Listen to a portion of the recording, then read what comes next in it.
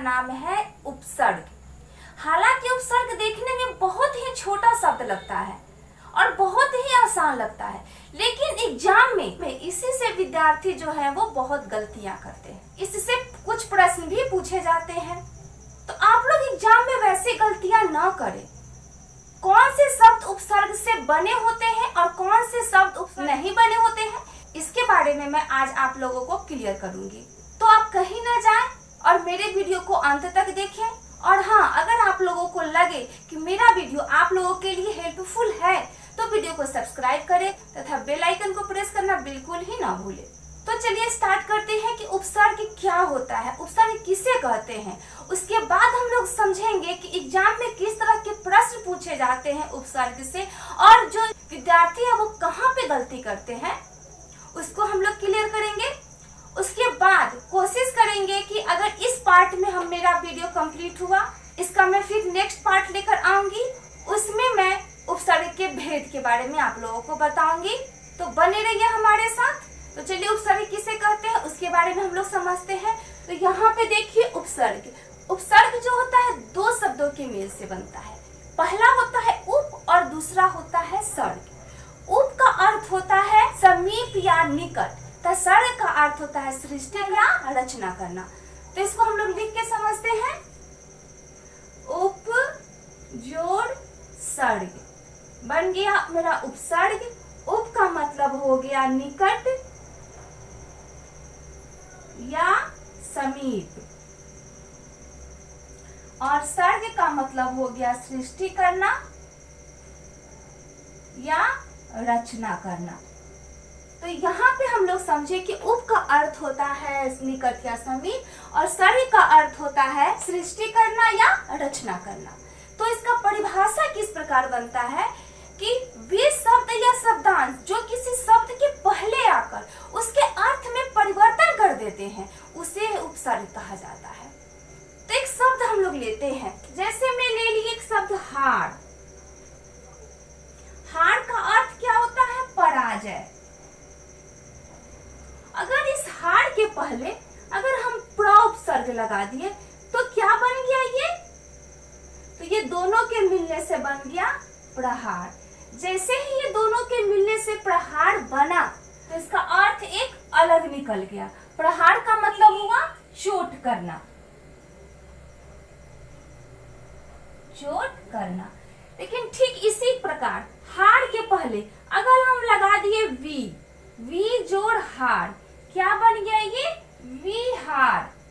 तो विहार का अर्थ क्या होता है? घूमना। जैसे ही हम हार के पहले अलग अलग उपसर्ग लगाते जाते हैं इसके अर्थ में परिवर्तन होते चला जाता है। तो एक हार के पहले प्र लगा, फिर दूसरा हार के पहले वी लगा, और एक और देखते हैं हम लोग, एक और समझते हैं। हार के पहले क्या लगा दिए हम? सम। क्या बन गया ये? संहार। संहार। एक चीज इसमें ध्यान दीजिएगा कि जब उपसर्ग में अंग की मात्रा होती है, जब हम उसका उपसर्ग बनाते हैं तो उपसर्ग हो जाता है वहां पे म, सम हो जाता है। सन कभी नहीं हो सकता है क्योंकि सम जो होता है एक उपसर्ग है। अगर यहाँ पे सन लगा देंगे तो ये गलत हो जाएगा।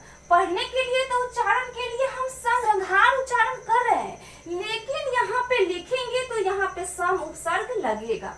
इस उपसर्ग में इस चीज को ध्यान दीजिएगा। तो यहाँ पे जैसे ही संहार हुआ, संहार का मतलब क्या हो गया? विनाश। फिर यहाँ पे हार है, हार में एक और शब्द हम लगाते हैं। जैसे में हम आ उपसर्ग जब हार के ऊपर जोड़ेंगे तो क्या बन जाएगा? यहाँ पे आहार। आहार का मतलब क्या होता है? भोजन। तो अब आप लोगों को यहाँ पे उपसर्ग क्लियर समझ में आया होगा। वे शब्द या शब्दांश जो किसी शब्द के पहले लगकर उसके अर्थ में परिवर्तन कर देता है। जैसे एक हार है, एक हार के पहले जितना भी उपसर्ग लगा है उस सब उपसर्ग से उसके अर्थ में परिवर्तन हो गया है। तो मैं उम्मीद करती हूँ कि आप लोगों को उपसर्ग क्लियर हुआ होगा। अब मैं आपको बताती हूँ कि एग्जाम में किस तरह के प्रश्न पूछे जाते हैं जिससे आप कहाँ पे गलती किया करते हैं, उस चीज को आप लोग यहाँ पे देखिए। यहाँ पे मैं 2 प्रश्नों को लिख दी हूँ और मैं इसको क्लियर करूंगी कि किस तरह एग्जाम में पूछे जाते हैं। और ये प्रश्नों से पहले मैं आपको एक चीज और समझाना चाहूंगी कि यहाँ पे है प्रायः उपसर्ग विधि से बने नए शब्द का अर्थ उपसर्ग के भावार्थ तथा मूल शब्द के अर्थ के आसपास होता है। उपसर्ग से जो शब्द बनते हैं वो किस प्रकार हम पहचानेंगे उन्हें कि ये उपसर्ग से ही शब्द बने हुए हैं। तो यहाँ पे देखिए, प्रायः उपसर्ग विधि से बने नए शब्द का अर्थ उपसर्ग के भावार्थ तथा मूल शब्द के अर्थ के आसपास होता है। जैसे उपसर्ग विधि से कोई शब्द बनता है और उसका जो मूल अर्थ होता है, जो शब्दांश होता है, दोनों का जो भावार्थ होता है, दोनों का अर्थ उपसर्ग विधि से जो बना शब्द होता है उसी के समान होता है। जब दोनों समान हो जाएगा तो वो करेक्ट उपसर्ग होगा। तो देखिए जैसे यहाँ पे है कि शब्दांश जोड़ शब्द, यानी कि कोई शब्दांश और शब्द को मिलने से क्या बनता है, एक नया शब्द बनता है।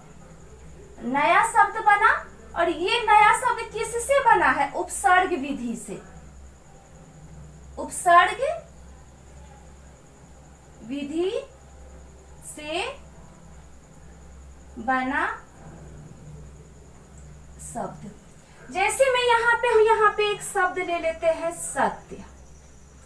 सत्य का अर्थ तो आप लोगों को पता ही होगा कि सत्य का अर्थ होता है सच। लेकिन इससे पहले अगर हम अ उपसर्ग लगा दे तो ये दोनों के मिलने से बन गया असत्य। यहाँ पे अ का अर्थ होता है नहीं या निषेध के रूप में होता है। तो यहाँ पे सत्य यानी कि जो सत्य नहीं है। तो यहाँ पे देखिए ये दोनों को जब मिला है तो इसी के अनुसार जो इसका अर्थ निकला, इसी के अनुसार इसका अर्थ निकला। जैसे भी एक और उदाहरण में आपको समझा, अनु का अर्थ होता है पीछे पीछे और शासन का अर्थ होता है नियम कानून। तो ये दोनों के मिलने से क्या बन गया, अनुशासन। अनुशासन, तो अनुशासन का अर्थ क्या हो गया, अपने ऊपर नियम कानून बनाना। तो यहाँ पे जो हो गया, यहाँ पे आप पीछे पीछे ना होकर यहाँ पे देखिए कि शासन और अनुशासन दोनों क्या हो गया, कानून से संबंधित है। यानी कि जो मूल शब्द हो गया और जो उससे बना नया शब्द हो गया, दोनों का जो अर्थ होता है सेम होता है। तो अब इसको अगर क्लियर हो गए होंगे तब हम लोग चलते हैं प्रश्न की तरफ। तो अब हम लोग प्रश्नों पे आते हैं। निम्न में से उपसर्ग विधि से बना शब्द नहीं है। यहाँ पे देखिए, यहाँ पे नहीं शब्द को छांटना है। यहाँ पे है सुयोग, सुशिक्षित, सुरेश और इनमें से कोई नहीं। तो आप लोगों का जवाब क्या होगा, मुझे पता है कि आप लोग क्या जवाब देंगे और आप लोग एग्जाम में क्या गलती करके आएंगे। आप लोग जवाब देंगे 4th, इनमें से कोई नहीं। लेकिन यह बिल्कुल गलत है। अब आप लोग सोच रहे होंगे कि गलत नहीं है, मैम कैसे कैसी बातें बता रही है, कैसी बातें समझा रही है, क्योंकि यहाँ पे सब सु सु सु, तो जब 3 दिया हुआ है, तीनों सु उपसर्ग से बना है। तो इसका आंसर होगा 3rd नंबर, सुरेश। अब आप लोगों के मन में तरह तरह के प्रश्न उठेंगे, ये कैसे मैम बता दी कि ये कैसे सुरेश होगा। यहाँ तो सु से उपसर्ग से बना सुयोग, सु से बना सुशिक्षित और सु से बना सुरेश। तो ये मैम बिल्कुल गलत बता रही है। तो आप इसको क्लियर कीजिए। कैसे क्लियर कीजिए कि मैं आपको यहाँ बताई थी कि प्रायः उपसर्ग विधि से बने नए शब्द का अर्थ उपसर्ग के भावार्थ तथा मूल शब्द के अर्थ के आसपास होता है। तो यहाँ देखिए सु का अर्थ होता है अच्छा या अधिक और योग का मतलब क्या होता है, समय। तो सुयोग जो होता है 3 शब्दों के मिलने से बना है। तो सु शब्दांश यानी सु उपसर्ग और योग शब्दों के मिलने से सुयोग बना है। तो इसका अर्थ क्या बन गया, अच्छा समय। तो ये दोनों का अर्थ सेम हुआ। योग और सुयोग दोनों का अर्थ जो है मिलता जुलता है। अब यहाँ पे नेक्स्ट देखिए, यहाँ पे सुशिक्षित यानी कि शिक्षा से अधिक जिसको नॉलेज हो गया, ज्ञान हो गया, उसे सुशिक्षित कहा जाता है। यहाँ भी रहा है, क्योंकि सु को अलग करेंगे और जब शिक्षित को अलग करेंगे तो क्या बन जाएगा, सुशिक्षित। तो यहाँ पे शिक्षित भी एक अलग अर्थ निकल रहा है जो सुशिक्षित से मिलता जुलता है। लेकिन यहाँ पे सुरेश देखिए, सुरेश को हम अगर अलग करेंगे तो सु का अर्थ हुआ क्या, अच्छा या अधिक। तो रेस, रेस क्या कोई शब्द है, नहीं। तो ये जो हो गया अलग करने का सबसे तरीका आसान हो गया कि एग्जाम में आप लोग यही करके आते हो गलती और यहाँ एक नंबर ऐड कर लेते हो, और जैसे ही हमारे आयोग करेक्ट आंसर जब वहां से डालते हैं तो जब आप मिलाते हो तो देखते हो अरे ये यहाँ पे सुरेश होना चाहिए और मैंने तो यहाँ पे इनमें से कोई नहीं लगा के मैं आ गई। तो अगली बार नेक्स्ट एग्जाम में आप ऐसी गलती नहीं करोगे। अब यहाँ पे सेकेंड देखिए, निम्न में से उपसर्ग विधि से बना शब्द नहीं है, यहाँ भी आपको नहीं है ढूंढना है। और यहाँ पे कौन कौन सा शब्द दिया गया है, दुकाल, दुकान, कपूत और इनमें से कोई नहीं। अब आप बताइए कि उपसर्ग विधि से बना हुआ कौन सा शब्द इनमें से नहीं है। मुझे पता है ये देखने के बाद तो कुछ क्लियर हुआ होगा, लेकिन पूरा क्लियर आपका नहीं हुआ होगा, इसीलिए दो क्वेश्चन को मैं यहाँ रखी हूँ। तो यहाँ पे जो है आप लोग फिर यहाँ पे लगाइएगा इनमें से कोई नहीं, लेकिन ये गलत है। अब इसका जो सही आंसर क्या होगा, यहाँ पे सही आंसर जो होगा दुकान। आप समझिए कि यहाँ पे दुकान जो है उपसर्ग विधि से बना हुआ शब्द नहीं है, तो कैसे नहीं है, तो इसको समझिए। यहाँ पे सबसे फर्स्ट हम लेते हैं दुकाल। दू का अर्थ होता है नीच, नहीं होना या दो, क्योंकि अलग अलग जगह पे इसका अलग अलग यूज होता है।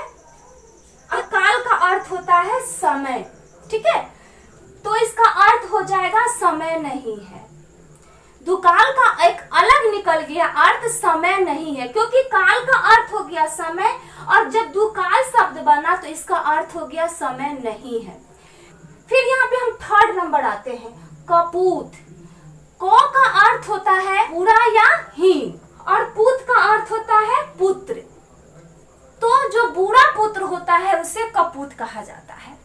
तो यहाँ देखिए, यहाँ भी को और पुत्र जब दोनों जब मिला तो बन गया कपूत। तो दोनों का जो भावार्थ हुआ वो उपसर्ग विधि के आसपास मिल रहा है। और यहाँ पे देखिए दुकान, दुकान। अब यहाँ पे अगर मैं लिखूं कि दू जोड़ कान, तो यहाँ पे कान क्या है, हमारे ईयर की चर्चा की जा रही है। और दू जो हो गया क्या हो गया, ये दो शब्द थोड़े समय में पहले बताए कि दू का अर्थ होता है नीच, नहीं होना या दो। तो यहाँ पे दो कान, क्या ये दोनों को मिलने से दो कान हुआ, दो कान। दो कान क्या उपसर्ग विधि से कोई शब्द बन रहा है, नहीं बन रहा है। तो ये जो हो गया ये अलग शब्द हो गया, ये उपसर्ग विधि से बना शब्द नहीं है।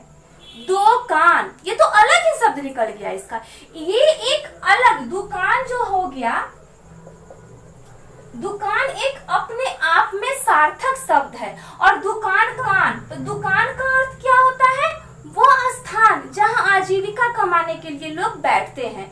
तो दुकान जो हो गया ये अपने आप में एक सार्थक शब्द हो गया, तो वो स्थान जहां आजीविका कमाने के लिए लोग बैठते हैं वो अर्थ है।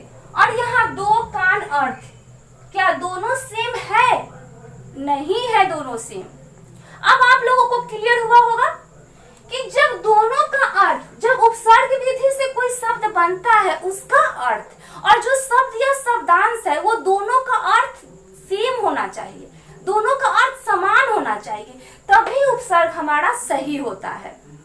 और यहाँ पे जो मैं आपको बताई दुकान, दुकान को भी आप लोगों को क्लियर हो गया होगा कि यहाँ पे दो कान नहीं होगा, दो कान यहाँ पे सीधा हो गया दो कान, क्योंकि दो का अर्थ बताई थी मैं आपको नीच, नहीं हो या दो।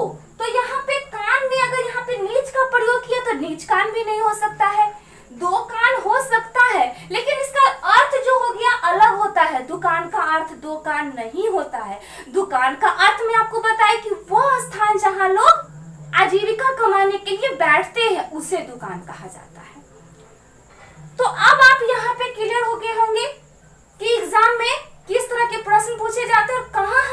करते हैं और वहां से आने के बाद हम लोग पछताते हैं और सोचते हैं कि चलो 1 नंबर कहीं तो गलती हुआ, कोई बात नहीं है। लेकिन आप 1 नंबर से समझते हैं कितनी बड़ी गलती करके आप लोग आते हैं। मैं चाहती हूँ कि आप लोग वो गलतियां न करें। उम्मीद करती हूँ कि आप लोगों का जो उपसर्ग होगा वो क्लियर हुआ होगा। अब इसके नेक्स्ट जो वीडियो मैं लाऊंगी वो उपसर्ग के प्रकार से संबंधित होगा। उपसर्ग के कितने प्रकार होते हैं उसके बारे में मैं बताऊंगी और संस्कृत के उपसर्ग के बारे में भी मैं बताऊंगी जो एग्जाम में पूछे जाते हैं। एक बार फिर मैं आप लोगों को कहना चाहूंगी कि अगर मेरा वीडियो आप लोगों को अच्छा लगा हो तो वीडियो को लाइक करें, सब्सक्राइब करें तथा शेयर करें। फिर मिलते हैं नेक्स्ट वीडियो में, तब तक के लिए धन्यवाद।